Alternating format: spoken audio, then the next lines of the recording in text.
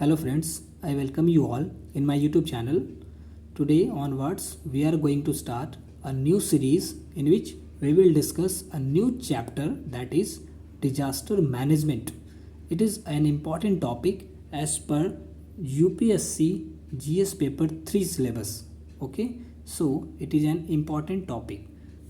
तो हम इस टॉपिक में सबसे पहले डिस्कस करेंगे disaster. What is disaster? So it is a calamity or catastrophe that can cause huge loss of life and property as well as environment and economic resources. तो disaster क्या होता है? एक कैलेमिटी होती है, कैलेमिटी और you can से आपदा, जो कॉज करती है बड़े पैमाने पर लॉस ऑफ लाइफ और प्रॉपर्टी का. ठीक है, और तो और इन्वायरमेंट और इकोनॉमिक रिसोर्सेज को भी यह बहुत बड़े लेवल पे नुकसान पहुंचाती है. ओके, अब समझते हैं डिजास्टर मैनेजमेंट क्या होता है. Disaster management it is basically consists of. Disaster management में बेसिकली क्या क्या चीज़ें आती हैं, जैसे कि डिजास्टर रिस्क रिडक्शन. सबसे पहले तो डिजास्टर के रिस्क को रिड्यूस करना, ये डिजास्टर मैनेजमेंट के अंदर में ही आता है. दूसरा, कैपेसिटी को बिल्ड करना, प्रिवेंट करना एंड मिटिगेट करना, capacity building. Second, prevention, disaster को प्रिवेंट करने की कोशिश करना और मिटिगेट करने की कोशिश करना.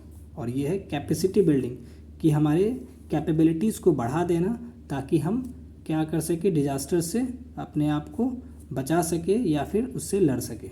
Okay, then third is establishing a disaster management cycle. एक डिजास्टर मैनेजमेंट साइकिल को बनाना, जो कि हम अपने नेक्स्ट वीडियो में समझेंगे. ये बस एक इंट्रोडक्शन है जो हम अभी देख रहे हैं. ठीक है, तो एक डिजास्टर मैनेजमेंट साइकिल को इस्टेब्लिश करना, यह भी डिजास्टर मैनेजमेंट के अंतर्गत आता है.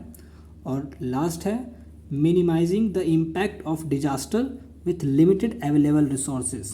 जो डिजास्टर है उसके इम्पैक्ट को मिनिमाइज करना, जो कि हमारे पास लिमिटेड रिसोर्सेज है उसकी मदद से. तो ये चारों चीज़ मिलकर के क्या बनाती है? डिजास्टर मैनेजमेंट का एक स्ट्रक्चर. ओके, नेक्स्ट डिस्कस करते हैं कुछ और बातें. अब हम बैकग्राउंड समझते हैं कि डिजास्टर मैनेजमेंट इतना पॉपुलर क्यों हो गया इन रिसेंट ईयर्स. ओके, जैसा कि 1994 से पहले का अगर बात करें, 1994 से पहले का बात करें तो कंट्रीज़ जो थे वो एक ट्रेडिशनल रिस्पॉन्स मैकेनिज़्म को अडॉप्ट करके रखे थे, कि उनका जो एक रिस्पॉन्सिव मैकेनिज़्म जो था to deal with disaster management, वो एक ट्रेडिशनल अप्रोच था. ओके, दिस ट्रेडिशनल रिस्पॉन्स और you can say approach was largely focused on rescue, relief and providing aid to the victims. इनका जो अप्रोच था वो लार्जली किस पे फोकस्ड था? पहला, रेस्क्यू करना, डिजास्टर हो जाने के बाद उसको रेस्क्यू करना, जो विक्टिम्स, जो लोग उसमें फंस गए या मारे गए. फिर उन जो बच गए उनको रिलीफ प्रोवाइड करना और एड प्रोवाइड करना. ओके, तो ये इनका एक रिस्पॉन्सिव मैकेनिज़्म था. But it fail to consider the prevention और मिटिगेशन. यहाँ पर जो इम्पॉर्टेंट जो थिंग है वो है प्रिवेंशन और मिटिगेशन. इन चीज़ों को एड्रेस करना ये कंट्रीज़ इम्पॉर्टेंट नहीं समझे. तो दैट्स वाई क्या हुआ कि एक नीड अराइज हुई. ओके, पहले तो इसको समझते हैं कि इन लोगों ने प्रिवेंशन और मिटिगेशन को जो है कंसिडर करना छोड़ दिया. दैट्स वाई एक नीड अराइज होती है कि अब प्रिवेंशन और मिटिगेशन को भी शामिल किया जाए अपने डिजास्टर मैनेजमेंट में. ओके, तो समझते हैं आगे कुछ और बातें. So in 1990s there was a global movement which led to the reforms in public administrative system across the country, or you can say across the world. Sorry, here across the world.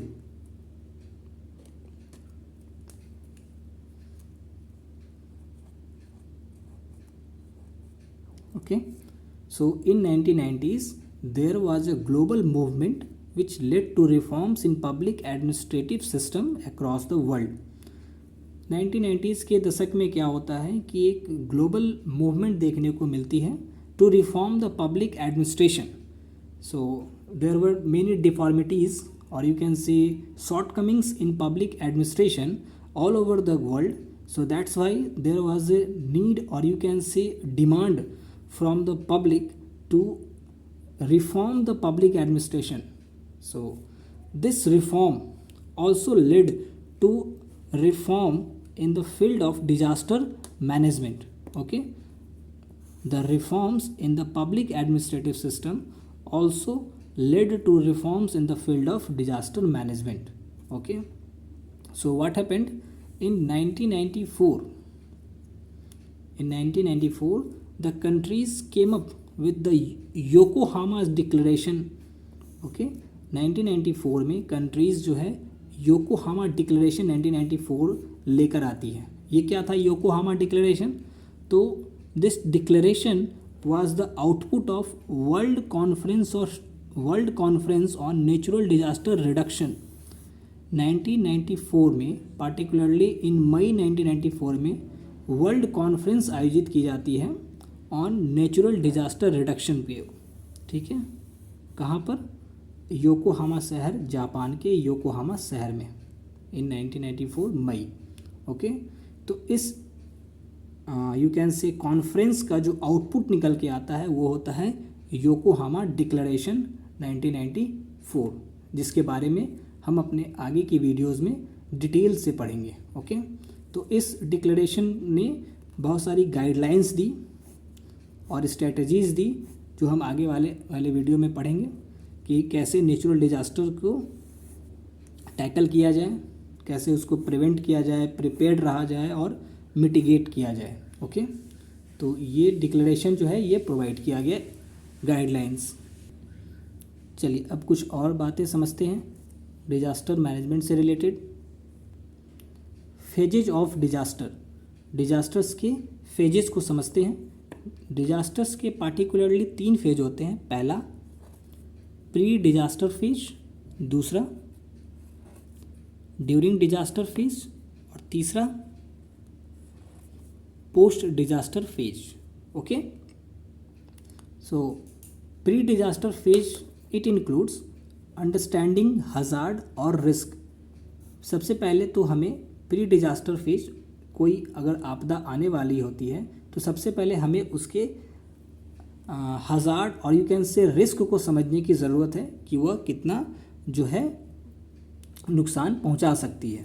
Okay, उस disaster से हमें कितना खतरा हो सकता है. Okay, next है assessing the vulnerability of region and people. दूसरा जो प्री डिजास्टर फेज में हम करते हैं वो है कि एसेस करते हैं क्या? Vulnerability of region. कोई पार्टिकुलर रीजन कितना ज़्यादा वल्नरेबल है और उस जगह के लोग कितना ज़्यादा वल्नरेबल है, मीन्स उस पार्टिकुलर डिजास्टर से कितने लोग प्रभावित हो सकते हैं उस रीजन के. ओके, और तीसरा जो इम्पॉर्टेंट फैक्टर है प्री डिजास्टर फेज में वो है कैपेसिटी बिल्डिंग. हम अपने तरफ से पूरे तरीके से तैयार होते हैं, जैसे प्रिवेंशन के लिए, प्रिपेयर्डनेस के लिए प्रिपेयर्ड रहते हैं और मिटिगेशन के हर उपाय को हम लोग तैयार रखते हैं. ठीक है, तो ये प्री डिजास्टर फेज है. फिर ड्यूरिंग डिजास्टर फेज, डिजास्टर के दौरान क्या करना है? तो इमरजेंसी रिस्पॉन्स, जिसमें हम सर्च रेस्क्यू भी करते हैं. इमरजेंसी किसी को अगर कोई सपोर्ट चाहिए तो वो प्रोवाइड करते हैं, सर्च एंड रेस्क्यू किया जाता है, मेडिकल एड प्रोवाइड की जाती है और फूड एंड वाटर डिस्ट्रीब्यूट किए जाते हैं. ये ड्यूरिंग डिजास्टर हो गया. Okay, and third is post disaster phase. Disaster के बाद क्या किया जाता है? तो डिजास्टर के बाद जो है वो है पहला डैमेज असेसमेंट, कि हमारा कितना लॉस हुआ है उसका असेसमेंट करते हैं. Loss in terms of human lifes और इकोनॉमिक रिसोर्सेज. ओके, तो दोनों का यहाँ पर हम असेसमेंट करते हैं, मूल्यांकन करने हैं. फिर रिकवरी करते हैं कि अगर कुछ रिकवरी किया जा सके. ओके, फिर रिहेबिलिटेशन, जो लोग बच गए, जो लोगों की आर्थिक बर्बादी हुई है उनको रिहेबिलिटेट किया जाए. उनको एक जगह से दूसरे जगह पुनर्वास किया जाए। ओके, फिर रिकंस्ट्रक्शन, जो हमारी स्ट्रक्चर्स और बिल्डिंग्स और यू कैन से हमारा इंफ्रास्ट्रक्चर जो ड्यूरिंग डिजास्टर्स जो तबाह हो गया, यू कैन से डिमोलिश्ड हो गया, उसको हम लोग रिकंस्ट्रक्ट करते हैं। तो ये है फेजेस ऑफ डिजास्टर्स।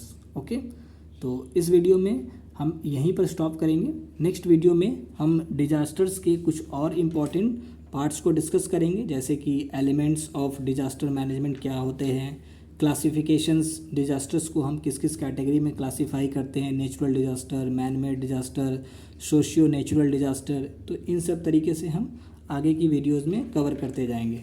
तो आज के वीडियो में इतना ही, मिलते हैं नेक्स्ट वीडियो में। Thank you.